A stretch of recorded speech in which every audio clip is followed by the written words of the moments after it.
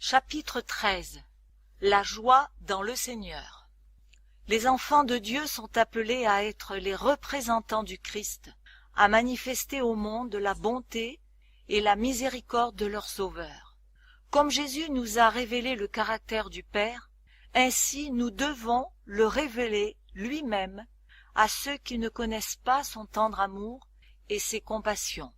Comme tu m'as envoyé dans le monde, dit Jésus, je les ai aussi envoyés dans le monde, moi en eux et toi en moi, afin que le monde connaisse que tu m'as envoyé.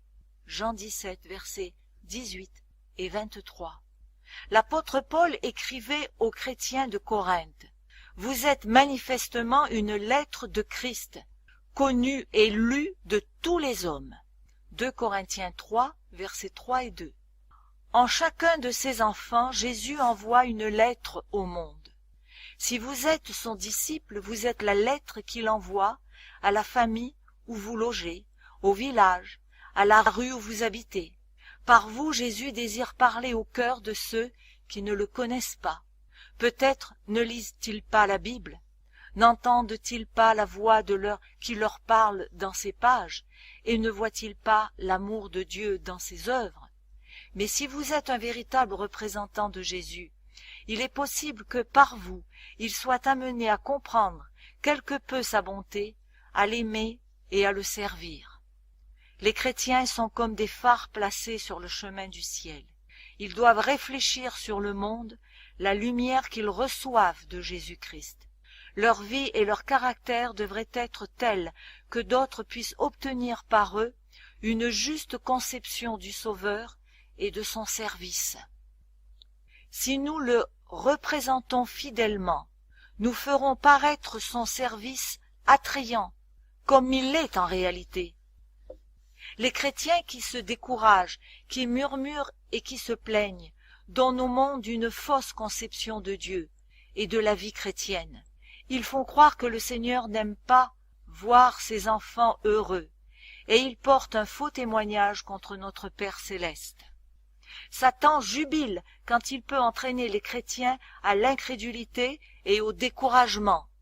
Il est heureux quand il voit que nous manquons de confiance en Dieu et que nous doutons de son désir et de sa capacité de nous sauver. Il aime à nous faire croire que les dispensations divines nous porteront préjudice. C'est l'œuvre de Satan de nous représenter le Seigneur comme dénué de miséricorde et de compassion. Il dénature les faits et remplit les imaginations de notions erronées au sujet de Dieu. Et nous nous arrêtons trop souvent aux caricatures de Satan, au lieu de chercher à connaître le vrai caractère de notre Père, que nous déshonorons par notre manque de confiance et nos murmures. Satan s'efforce toujours de représenter la piété sous un jour sombre. Il désire faire paraître la religion pénible et fastidieuse. Aussi, quand le chrétien présente le christianisme sous ce faux jour, son incrédulité confirme le mensonge de Satan. Bon nombre de personnes foulent le sentier de la vie, le regard tourné vers leurs erreurs, leurs fautes et leurs désappointements, le cœur abreuvé de tristesse et de découragement.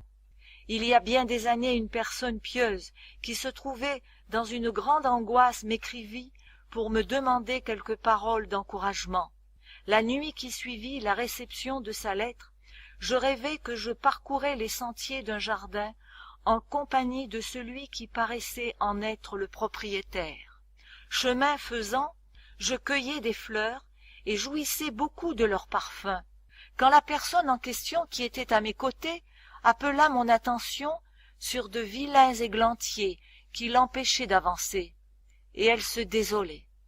Au lieu de suivre le sentier avec le guide, elle s'égarait parmi les églantiers et les ronces. « Quel malheur !» s'écriait-elle, « que ce magnifique jardin soit abîmé par des épines. » Le guide lui dit, « Ne vous occupez donc pas des épines, qui ne feront que vous blesser. Cueillez les roses, les lys et les œillets. » Votre vie chrétienne ne vous a-t-elle pas laissé des souvenirs lumineux? Au cours de certaines périodes précieuses, votre cœur n'a-t-il pas tressailli de joie sous l'influence du Saint-Esprit?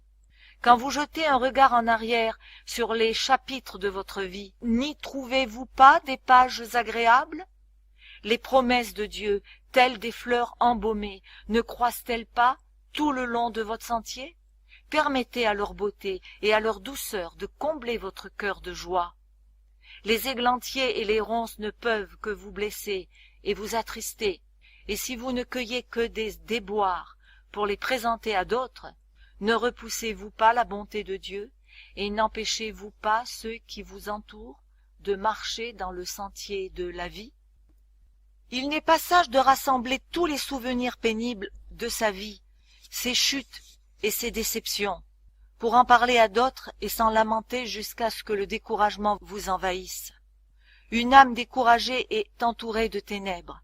Elle repousse la lumière divine et projette une ombre sur le sentier d'autrui. Remercions Dieu des tableaux riants qu'il étale sous nos yeux. Recueillons, afin de pouvoir les contempler toujours, les précieuses assurances de son amour. Le Fils de Dieu, quittant le trône de son Père et voilant sa divinité sous notre humanité, afin d'arracher l'homme à la puissance de Satan. Son triomphe en notre faveur, triomphe qui nous ouvre le ciel et nous révèle le lieu où la divinité manifeste sa gloire. L'humanité déchue, retirée de l'abîme dans lequel le péché l'avait plongée, et réintégrée dans la communion du Dieu infini.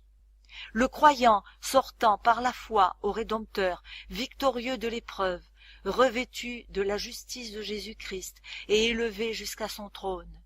Voilà les tableaux sur lesquels le Seigneur veut que nous arrêtions nos regards. Quand on semble douter de l'amour de Dieu et manquer de confiance en ses promesses, on le déshonore et on contriste le Saint-Esprit. Qu'éprouverait une mère dont les enfants se plaindraient constamment alors qu'elle ne désire que leur bien et que le but constant de sa vie est de veiller sur leur intérêt et d'assurer leur bonheur. S'il doutait de son amour, cela suffirait pour lui briser le cœur. Que penseraient des parents que leurs enfants traiteraient de cette manière? Que peut penser de nous notre Père céleste quand nous ne croyons pas à l'amour qu'il a porté à donner son Fils unique afin que nous ayons la vie? L'apôtre écrit: lui qui n'a pas épargné son propre Fils, mais qui l'a livré pour nous tous, comment ne nous donnera-t-il pas aussi toutes choses avec lui?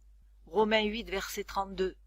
Et pourtant, qu'ils sont nombreux ceux qui, par leurs actions, si ce n'est par leurs paroles, disent « ce n'est pas pour moi que le Seigneur parle ainsi. Il aime peut-être telle ou telle personne, mais pas moi. » Tout cela fait du tort à votre âme, car chaque parole de doute que vous proférez donne prise à Satan, fortifie en vous la tendance au scepticisme, attriste et éloigne de vous les anges auxquels Dieu a confié votre garde. Quand Satan vous tente, ne laissez pas échapper une seule parole d'incrédulité ou de découragement. Si vous ouvrez la porte de votre cœur à ces suggestions, votre esprit sera bientôt rempli de méfiance et de pensées rebelles. Et si vous exprimez vos sentiments, chaque doute que vous énoncerez non seulement réagira sur vous, mais jettera une semence qui germera dans la vie d'autrui et portera des fruits dont il vous sera sans doute impossible d'arrêter la croissance. Vous sortirez peut-être victorieux de la tentation et des pièges de Satan, mais d'autres, ébranlés par votre influence, pourront ne jamais être à même d'échapper au scepticisme semé par vous. Combien il est important que nous ne prononcions que des paroles pouvant communiquer la force spirituelle et la vie. Les anges surveillent la manière dont vous représentez votre Maître céleste aux yeux du monde. Que celui qui vit pour intercéder en votre faveur devant le Père soit le sujet de votre conversation. Quand vous serrez la main d'un ami, que ce soit avec la louange de Dieu au cœur ou sur les lèvres, et les pensées de cet ami se porteront vers Jésus. Chacun a des épreuves à traverser, de lourds chagrins à porter, des tentations difficiles à surmonter. Ne parlez pas de vos difficultés aux mortels, vos semblables, mais déposez-les aux pieds de Jésus. Prenez pour règle de ne jamais proférer une seule parole de doute ou de découragement. En faisant part de votre espérance et de votre confiance, vous pouvez embellir la vie de vos semblables et soutenir leurs efforts. Maintes âmes courageuses, accablées par la tentation et sur le point de succomber dans la lutte contre le moi et contre la puissance des ténèbres. Ne la découragez pas dans ces rudes combats. Réconfortez-la par des paroles d'espérance. C'est ainsi que la lumière de Jésus-Christ peut briller par vous. Nul de nous ne vit pour lui-même. Romains 14, verset 7. Par notre influence inconsciente, quelqu'un peut être soit encouragé et fortifié, soit découragé et éloigné du Sauveur et de sa vérité.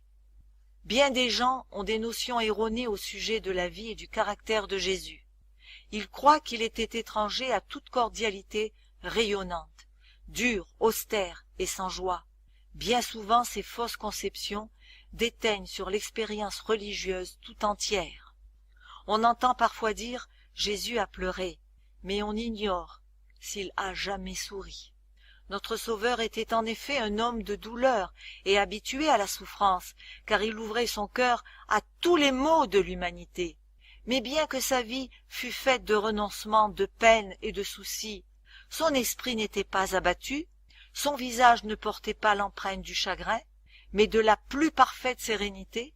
Son cœur était une source de vie, et partout où il allait, il apportait avec lui le calme, la paix et la joie.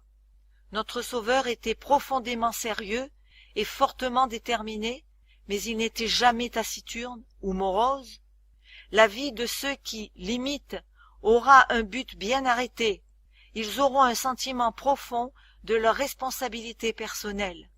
La légèreté sera réprimée, toute hilarité bruyante, toute plaisanterie déplacée sera bannie. La religion de Jésus nous donne une paix qui coule comme un fleuve. Elle n'éteint pas la joie, ne restreint pas la bonne humeur, n'assombrit pas le visage radieux et souriant. Si nous donnons la première place dans nos souvenirs aux injustices et aux actions peu aimables dont nous avons été victimes de la part de nos semblables, il nous sera impossible de les aimer comme Jésus-Christ nous a aimés. Mais si nos pensées s'arrêtent sur l'amour merveilleux et sur la compassion de Jésus à notre égard, notre attitude envers les autres sera différente. Nous devons nous aimer et nous respecter mutuellement, malgré les fautes et les imperfections qu'il est impossible de ne pas voir. C'est en cultivant l'humilité et la défiance du moi que sera extirpé tout égoïsme étroit et que nous deviendrons magnanimes et généreux. Le psalmiste dit « Confie-toi en l'Éternel et pratique le bien, et le pays pour demeure, et la fidélité pour pâture. » Psaume 37, verset 3. Confie-toi en l'Éternel. Chaque jour nous apporte ses épreuves, ses soucis et ses perplexités. Et combien nous sommes enclins, quand nous rencontrons nos amis, à les entretenir de nos difficultés et de nos épreuves. Nous nous créons tant de soucis, nous exprimons tant de sujets de crainte, nous portons un tel poids d'anxiété que ceux qui nous entendent pourraient supposer que nous n'avons pas un Sauveur aimant et compatissant, prêt à entendre nos requêtes et à nous secourir au moment du besoin. Il est des personnes qui vivent de crainte et d'appréhension. Chaque jour elles sont entourées des preuves de l'amour de Dieu, chaque jour elles jouissent des largesses de sa providence, mais elles ne voient pas les bénédictions présentes.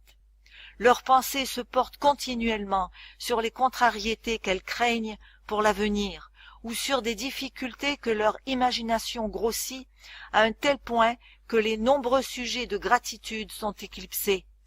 Les obstacles qu'elles rencontrent, au lieu de les pousser vers Dieu, l'unique rocher de leur secours, les séparent de lui parce qu'ils éveillent l'incertitude et la disposition au murmure. Faisons-nous bien d'être ainsi incrédules? Pourquoi serions-nous ingrats et méfiants? Jésus est notre ami. Le ciel tout entier s'intéresse à notre bien.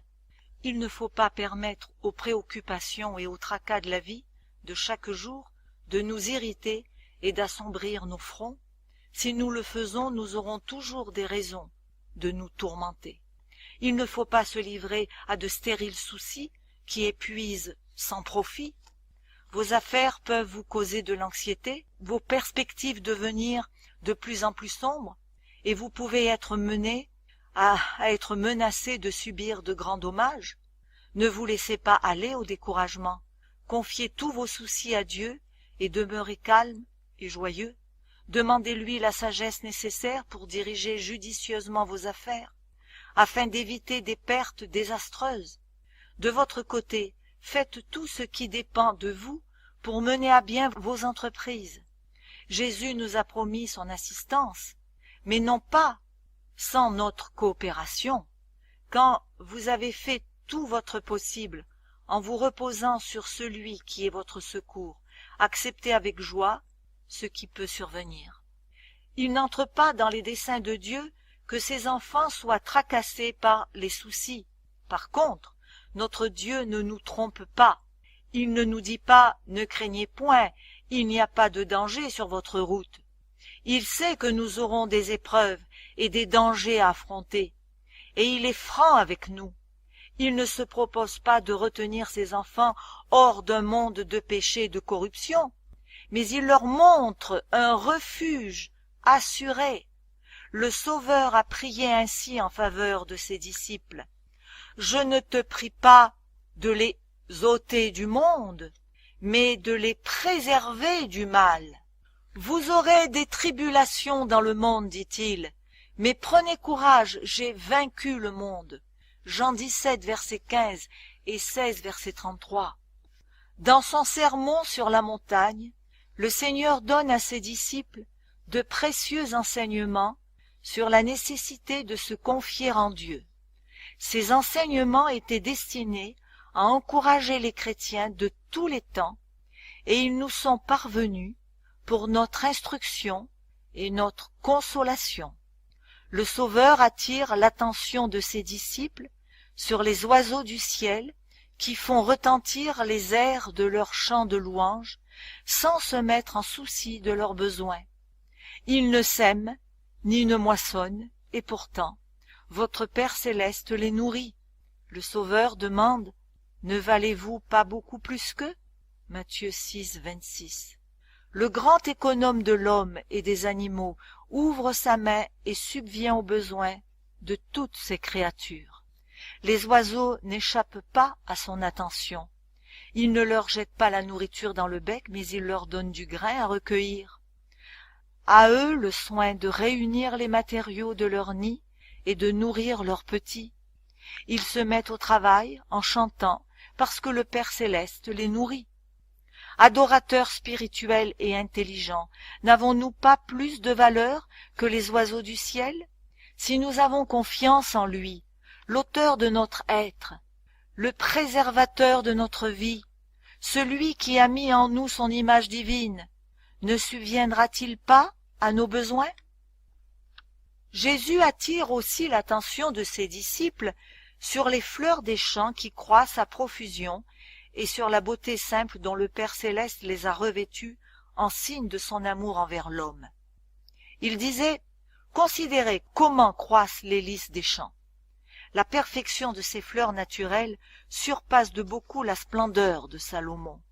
Les plus somptueux vêtements qu'ait confectionnés l'art humain n'ont jamais pu supporter la comparaison avec la grâce naturelle et la beauté radieuse des fleurs que Dieu a créées. » Jésus pose ensuite la question « Si Dieu revêt ainsi l'herbe des champs, qui existe aujourd'hui et qui demain sera jetée au four, ne vous vêtira pas à plus forte raison, gens de peu de foi ?» Matthieu 6, 30.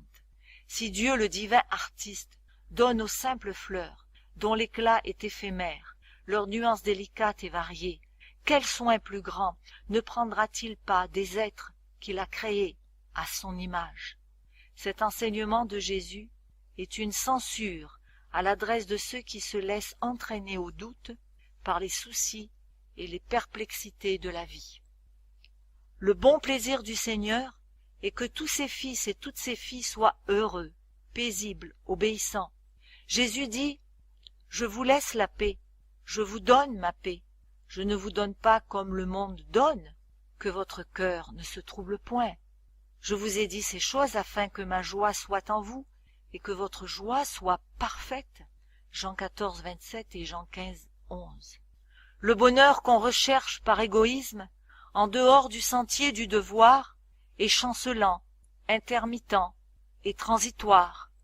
Il passe, ne nous laissant que solitude et regret. Mais le service de Dieu procure paix et joie. Le chrétien n'est pas abandonné dans des sentiers incertains. Il n'est pas livré à de vains regrets et au désappointement. Si nous ne jouissons pas des plaisirs de cette vie, nous pouvons être heureux malgré tout en regardant à celle qui est à venir. Mais même ici-bas, le chrétien peut avoir la joie d'une douce communion avec le Christ, la consolation perpétuelle de sa présence. Chaque pas que nous faisons peut nous rapprocher de lui, nous donner une expérience plus profonde de son amour et nous amener plus près de l'heureux séjour, de la paix. N'abandonnons donc pas notre assurance, mais qu'elle devienne plus inébranlable que jamais. Jusqu'ici l'Éternel nous a secourus, 1 Samuel 7, verset 12, et il nous secourra jusqu'à la fin. Portons nos regards sur les monuments de la bonté divine qui nous rappelleront tout ce que le Seigneur a fait pour nous consoler et nous sauver de la main du destructeur.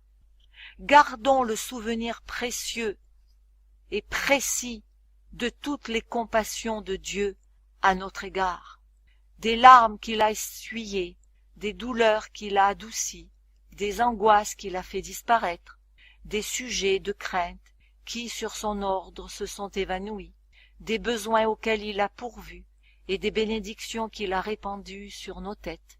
Nous nous préparons ainsi à surmonter les épreuves que nous aurons encore à affronter pendant le reste de notre pèlerinage.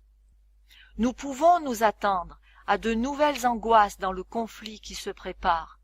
En considérant le passé et l'avenir, répétons jusqu'ici l'Éternel nous a secourus. 1 Samuel 7, 12. Que ta vigueur dure autant que tes jours. Deutéronome 33, 25. Les épreuves n'excéderont pas les forces qui nous seront données pour les supporter. Mettons-nous donc à l'œuvre là où le Seigneur nous a placés et prenons courage. Quoi que l'avenir nous réserve, les forces seront proportionnées aux épreuves. Bientôt les portes des cieux seront grandes ouvertes devant les enfants de Dieu, que le Roi de gloire accueillera par ces paroles qui charmeront leurs oreilles, telle la musique la plus suave. Venez, vous qui êtes bénis de mon Père, prenez possession du royaume qui vous a été préparé dès la fondation du monde. Matthieu 25, 34. Alors les rachetés seront accueillis dans les demeures que Jésus est allé préparer. Ils n'auront pas pour compagnons des êtres pervers, menteurs, idolâtres, impurs, incrédules, mais ils s'uniront à ceux qui ont vaincu Satan et qui, par la grâce de Dieu, ont formé des caractères parfaits. Toute tendance au péché, toute imperfection qui les afflige ici-bas aura été supprimée par le sang de Jésus-Christ, et ils auront pour partage la magnificence de sa gloire, surpassant de beaucoup celle du soleil. En même temps, la beauté morale et la perfection de leur Sauveur brilleront pour eux d'un éclat qui éclipsera cette splendeur extérieure. Ils seront sans tache devant le grand trône blanc. Ils participeront à la dignité et aux privilèges des anges. En vue du glorieux héritage qui nous est offert, que donnerait un homme en échange de son âme? Matthieu 16, 26. Il peut être pauvre et pourtant posséder en lui-même des richesses et une dignité supérieure à tout ce que le monde peut donner. L'âme rachetée et purifiée du péché, l'âme qui consacre au service de Dieu toutes les nobles facultés qui lui ont été départies, a une valeur inexprimable. Aussi, chaque fois que sur la terre une âme est sauvée, cette nouvelle fait naître dans le ciel, en la présence de Dieu et des anges, une joie sainte et glorieuse qui éclate en chants de triomphe.